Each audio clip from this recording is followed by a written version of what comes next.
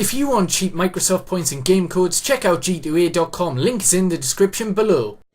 Hey guys, it's Melvin7 here, and today I'm bringing you my BPL predictions versus the Mystery C, week 21. Now, the scores are 54 to the Mystery C and 43 to me. I'll get back in this, no trouble, especially this week. There seems to be some, what you would call easy to predict results, but as we all know, the BPL is never predictable, as last week proved. So, in game 1, we've got Sunderland up against Liverpool. Now, Sunderland were unlucky to lose against Manchester City. They played very, very well. 3-2 loss, so nothing really bad about that, to be honest. City were the league champions last year, and obviously they're level in the title race this year. But anyway, Liverpool lost a 2-0 lead to Leicester, which is just unacceptable. They shouldn't be dropping points, especially at Anfield. So, this is going to be another tricky game for Liverpool. Sunderland are a very defensive team. They've conceded very few, apart from the 4-1 against City and the 8-0 against Southampton. So they're very defensive, and since it's at Stadium Light, I'm going to go 0-0. I generally think this is going to be a shit game. I think it was last time as well, 0-0. Anyway,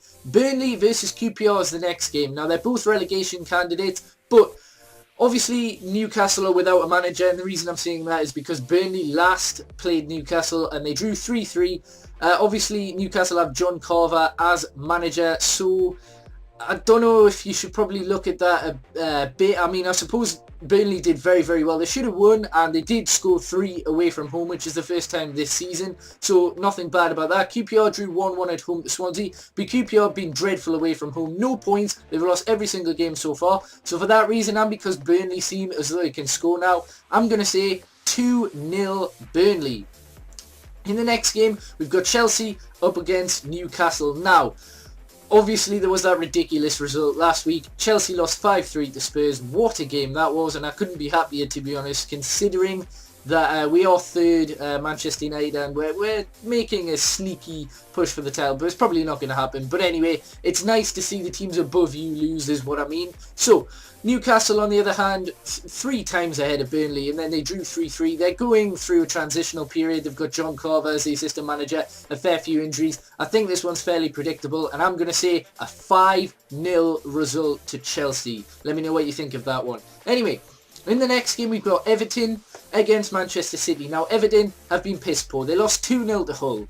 Hull, I mean, no offence to any Hull fans, but Hull aren't the biggest club, and you really need to be winning them, especially if you're challenging for Europe, which doesn't seem to be happening for Everton anymore. Whereas City obviously narrowly beat Sunderland 3-2, but they got the job done. Sergio Aguero probably will be on the bench for this when he's back. Obviously, Wilfred Boney looks as though he's signing, but he's going to the AFCON anyway, African Cup of Nations, if you didn't know. And yeah, he's not going to be eligible regardless.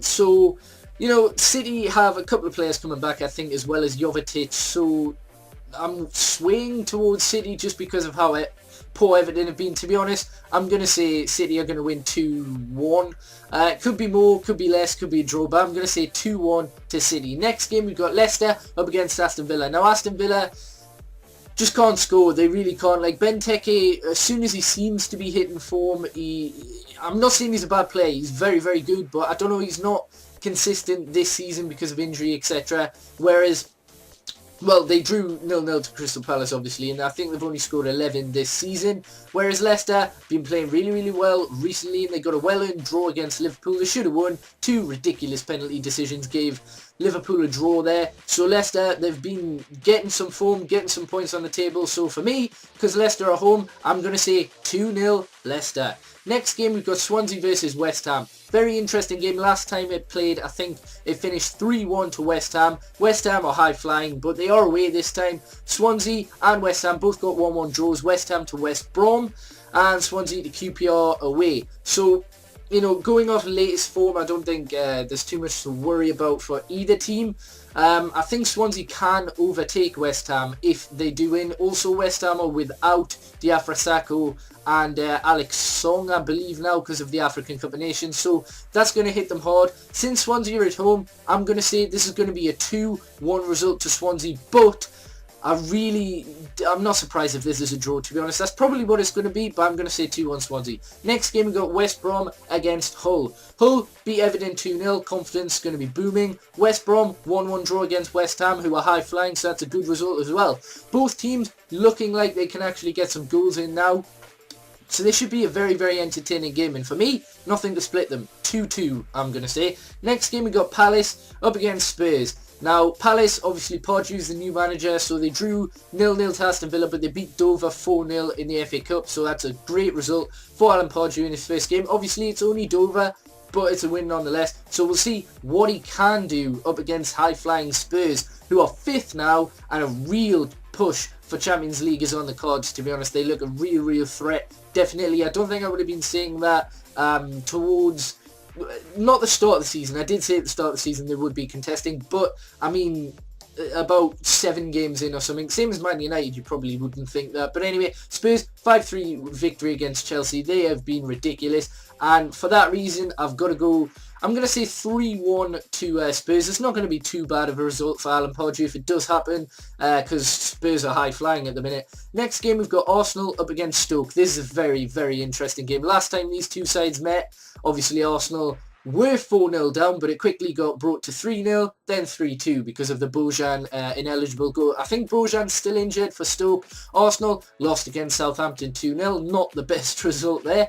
And Stoke, well-earned draw against us. You know, Stoke, this time it's at the Emirates, so Stoke aren't as good away from home usually, but because it's Arsenal and their defensive frailties are plain to see, and Stoke are such a good defensive unit, I'm going to have to say it's going to be a draw. I'm going to go 1-1 between Arsenal and Stoke. I wouldn't be surprised if Arsenal do get a win, but looking at their performance against Southampton, Stoke have every chance if they put up a fight like they did against us. And in the last game, it's Manchester United taking on Southampton. Now, this game's going to be interesting. Mane, I believe, is injured, and even if he isn't, he's off to the Africa Cup of Nations anyway, so he's ineligible. Klein is a bit of a doubt, might play, so obviously they're two key players for Southampton, especially Mane in recent weeks, been scoring some important goals. That goal against Arsenal was the best of the week, in my opinion. It beat people like Leroy Fer and Jack Colbacks, who were also exceptional that week. And then you got Manchester United,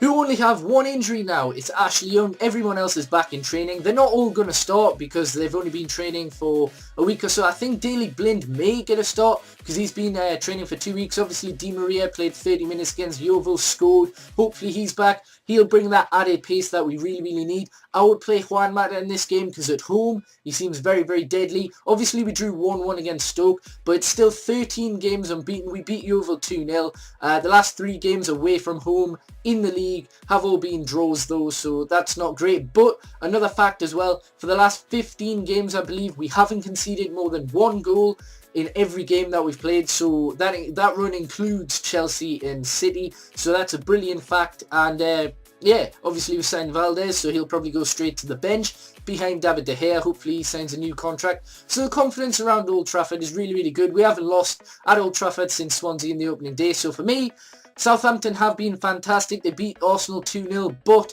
I'm going to say it's going to be a narrow win for Manchester United. I really hope it is more than this, but a win's a win. We need a win. Southampton are right behind us, 1 point behind us, so we definitely need a win. And I'm going to say 2-1 Manchester United. Right, so on to the comparisons between me and the Mr. AC. There are a lot of differences this episode. It's crazy. He thinks that Liverpool will win 2-1. Obviously, I've said 0-0. I've said Burnley will win 2-0, but he thinks QPR will win 3-2. I've said Chelsea to win 5-0. He said them to win 2-0. Everton, the reverse result. He said 2-1 City. Everton, I said 2-1 City. Leicester, reverse result again. There's a lot of reverse results. I say 2-0 Leicester. He says 2-0 Aston Villa. We've both got reverse results again for Swansea West Ham. He says West Ham are going to win. I say Swansea are going to win. We got the exact same result for West Brom Hull though, 2-2. Palace and Spurs, same result as well, 3-1 Spurs. Arsenal, he believes Arsenal will win 2-1, whereas I said draw. And he thinks Man United will draw, whereas obviously I say 2-1 Man United. So a lot of different predictions. Hopefully I can close the gap, maybe overtake him this week. That would be fantastic, but we'll see what happens. Hopefully you did enjoy this, and yeah, let me know your BPL predictions in the comment section below, and subscribe if you're new, and like the video. Peace.